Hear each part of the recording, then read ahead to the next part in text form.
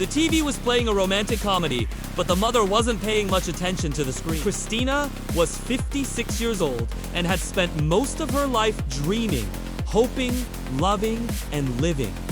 She was tired now, but not because of anything dramatic. It was just the weight of so many years. Her son, Douglas, who was 31, had come to visit her for the weekend, as he often did. He had brought over his usual order of garlic bread and red wine. They were eating in silence when Sus asked, "Did we miss something?" His mom blinked at him in confusion.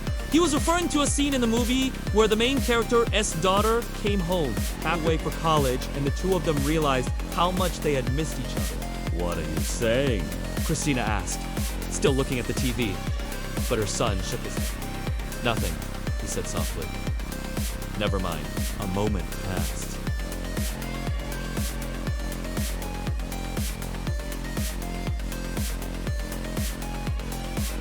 "Why are you asking this all of a sudden?" Christina finally asked. She knew something else behind his question, something that had been bothering him for a long time.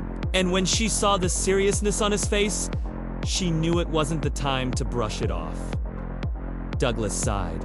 "I don't know," he began slowly, down at his plate. "It's just that I have been thinking lately. We are probably close, but I don't think we really know each other well. We talk about the weather, work, your arthritis, my projects. I mean, it's nice, but I wonder if we could be closer, if we could talk about something more than just what's on the surface." Christina felt a lump forming in her throat. She didn't know what to say. With her son, we would talk for hours. He would come up with these fantastic, ask her to be a poet. As he grew older, those conversations became less frequent. Now here he was, telling her all of this at once. He reached out and gently took her hand. "I want to know more about you, Mom," he said, his voice soft. "Like what keeps you awake at night? What makes you sad or happy? What are you thinking when I am not around?" Christina was taken aback with honesty. She looked at her son, really looked at him for the first time in a long time. She saw the lines on his face, the tiredness in his eyes. She realized she didn't know much about him.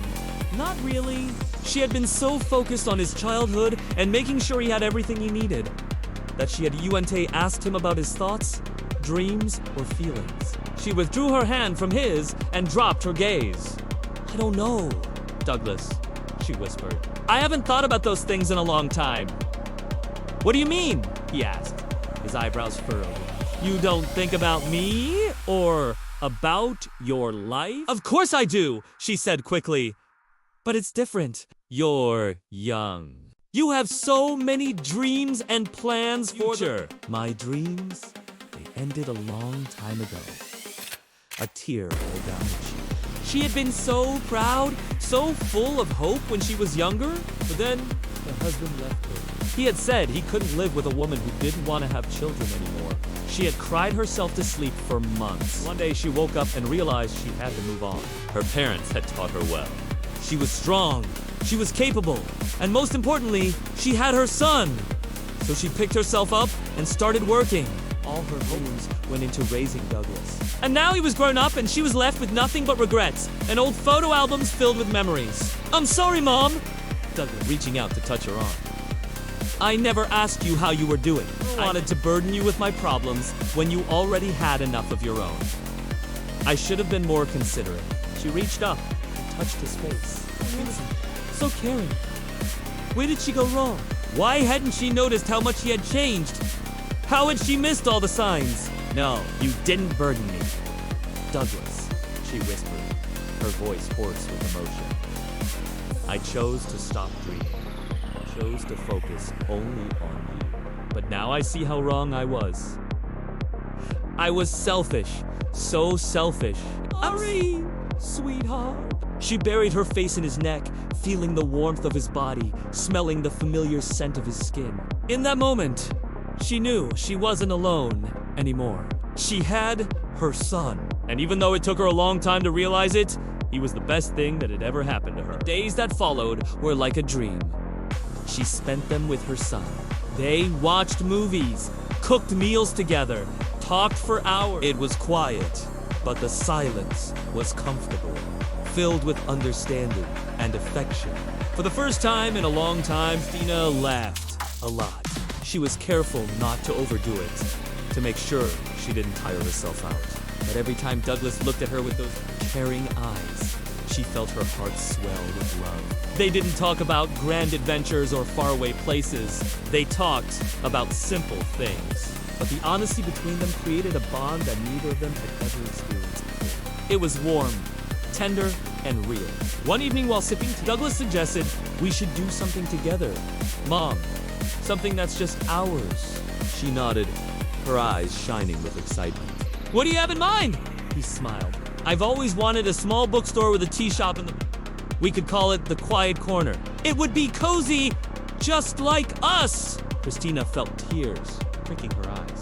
She knew it was just a silly idea, but somehow it had sparked a flame within her, a sense of purpose and hope that she had almost forgotten. She squeezed his hand. That sounds lovely, sweetheart. But I don't know if I'm up for that kind of commitment. I'm getting older, and I'm not sure if I can keep up with it. He understood. Of course, I didn't mean right away. Maybe when you're more settled here. She knew what he meant. Right now, their lives were too chaotic. He was busy with his work, and she had just moved into an apartment. But as she looked at him, she realized she didn't want to wait. They started planning. At first, it was just casual talk, but soon they were poring over books and magazines, taking notes and making sketches. Christina found herself laughing and smiling more. She had missed this.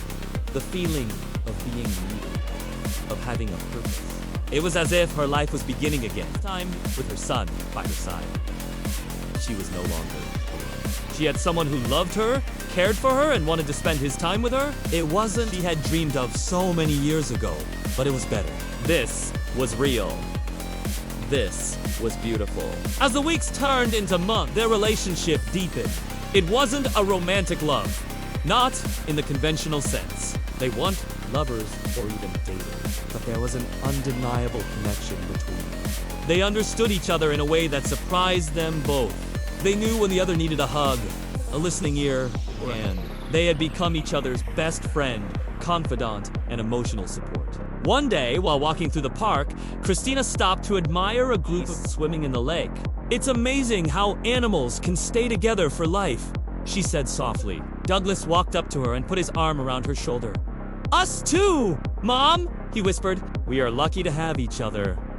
She leaned against him, feeling the warmth of his body. They stood in silence for a moment, connected by an invisible bond that had been forged through years of love, sacrifice, and understanding. In the quiet of that evening, surrounded by the gentle sounds of nature, Christina knew she wasn't alone. She had her son, and that was enough. Some might say it's strange, a mother becoming such close friends. But in their case, it wasn't just a relationship. It was about two souls who had found solace in each other's company. Two hearts who had found a home in each other's love.